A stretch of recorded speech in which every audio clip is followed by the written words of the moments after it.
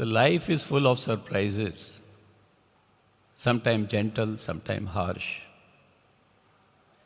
In everybody's life, there come moment when everything around you seems to collapse into chaos.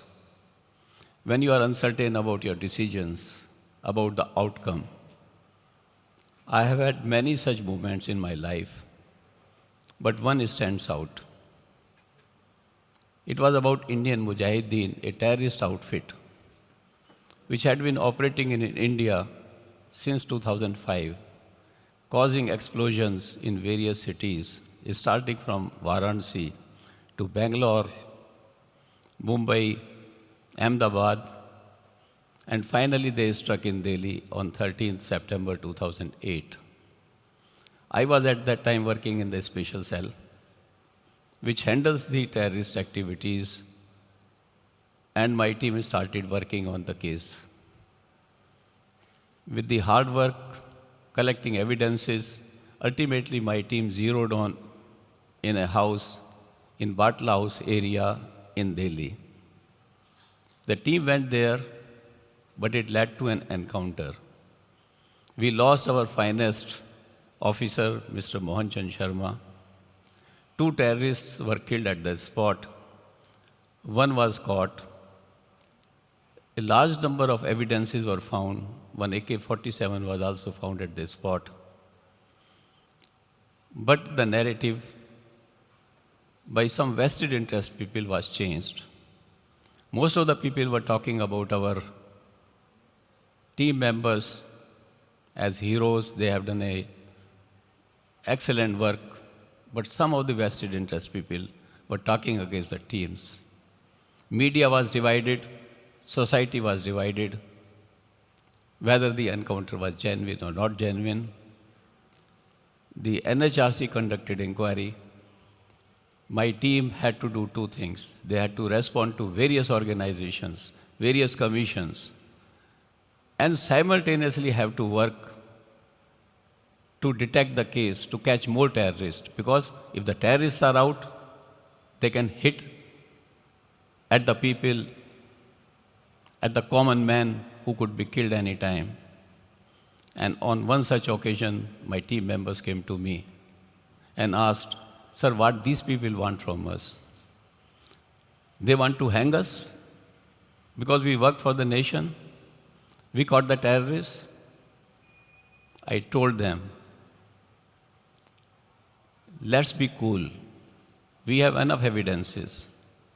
This is a time to work hard, find out more evidences, catch more terrorists. Our work will respond. Of course, later on, National Human Rights Commission's inquiry proved that the encounter was genuine. It was taken to High Court, to the Supreme Court, but they all stood by that the case was genuine. That was one of the hardest storms of my career. And it taught me something profound, that in the moments of chaos and criticism, you discover who you really are.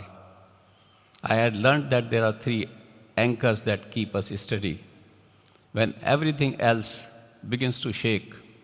Let me talk about anchor with another story. In 1995, there was riots in Ashok Vihar. I had ordered for police firing.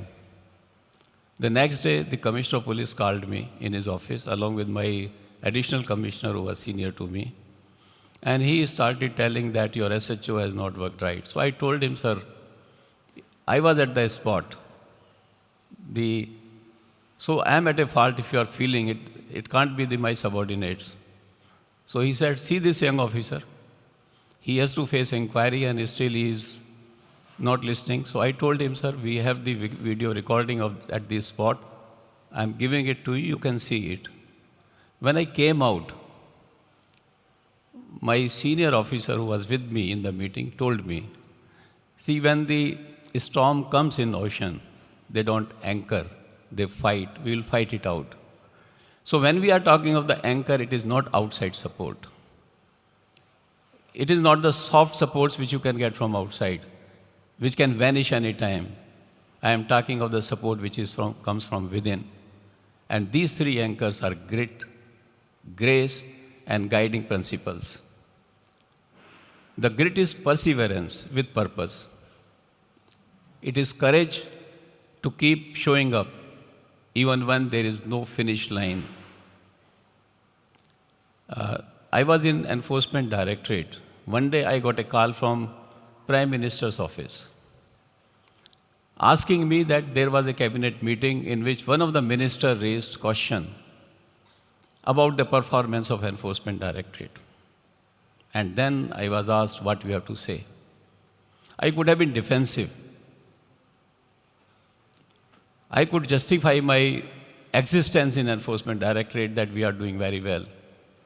But I told that, sir, the minister was right. There was a surprise on the line. Why? I told that I have 1/4 of the manpower which is sanctioned. We seize digital evidences, but how to analyze them?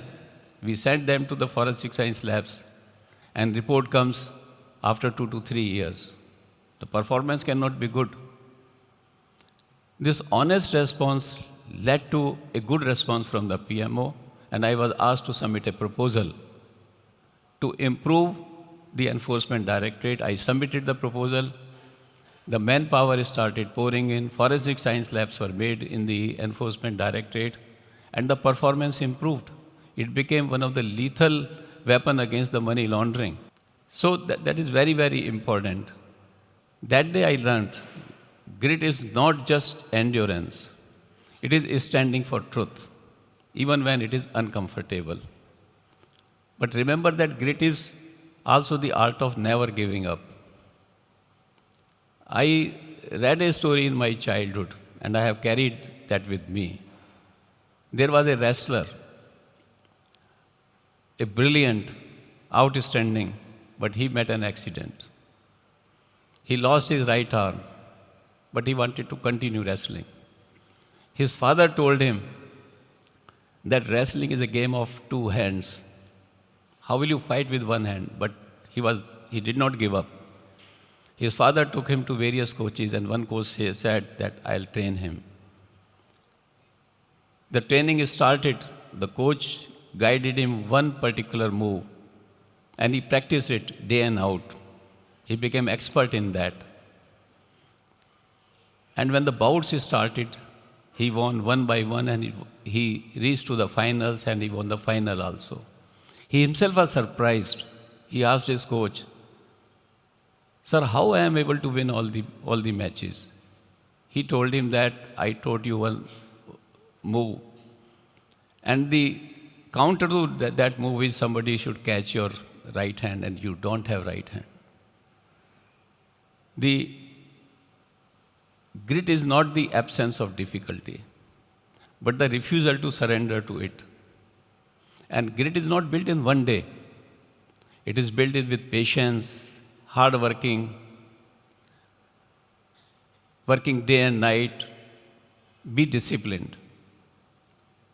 But grit alone is not sufficient. Grit can make person very hard. And that's where the second anchor comes. That is grace. Grace is what keeps grit human. It is strength with compassion.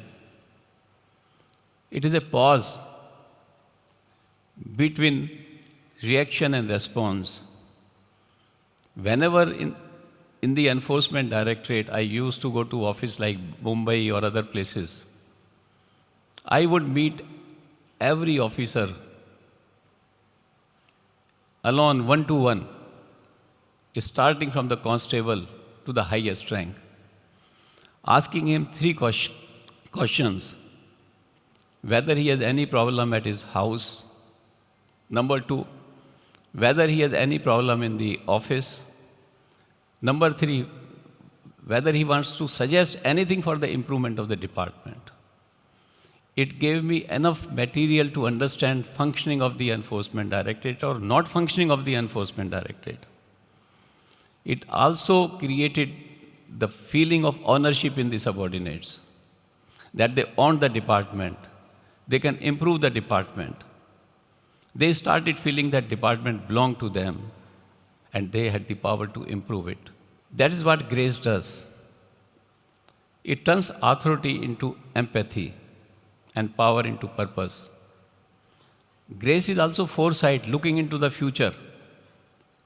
Before the Mahabharata war, at a Drupad place, every warrior was talking about war and preparing for war. They were eager to go for war. But it was only Lord Krishna who said, think about cost of war.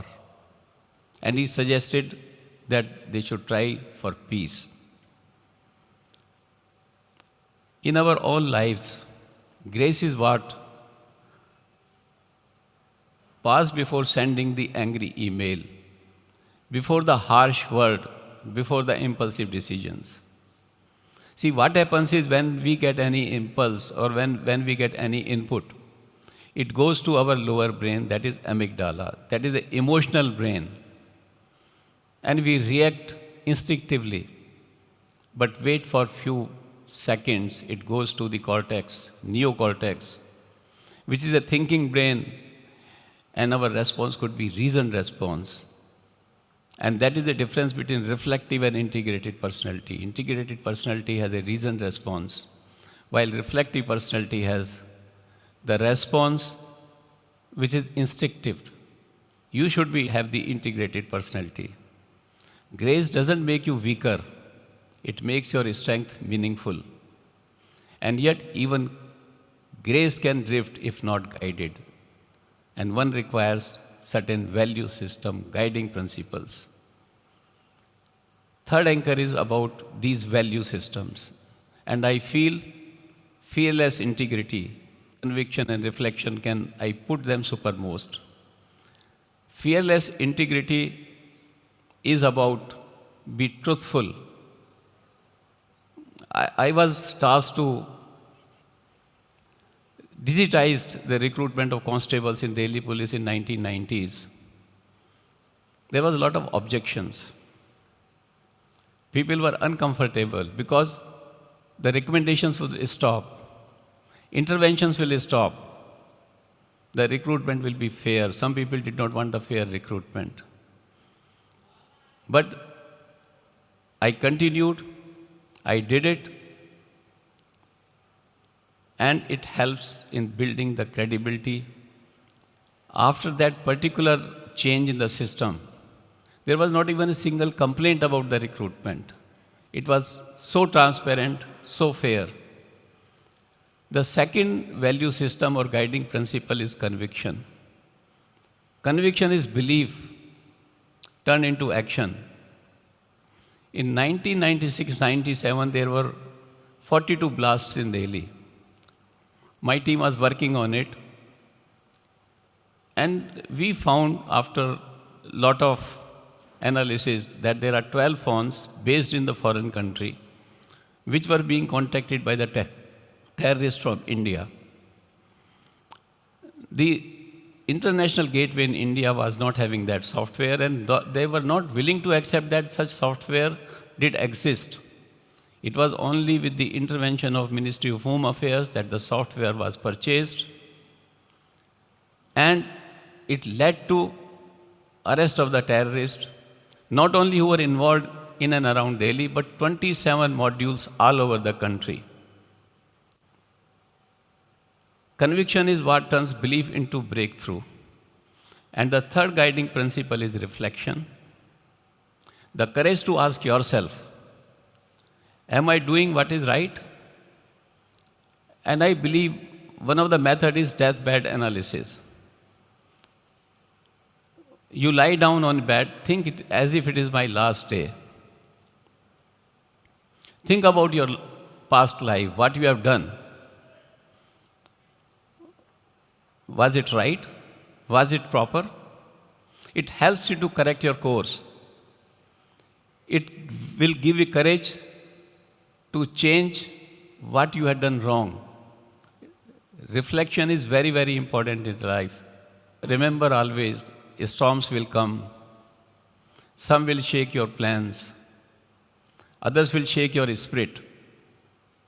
But when they do hold fast to three anchors: grit, to stand firm; grace, to stay human; and the guiding principles or the value system, to remain true to yourself. Thank you.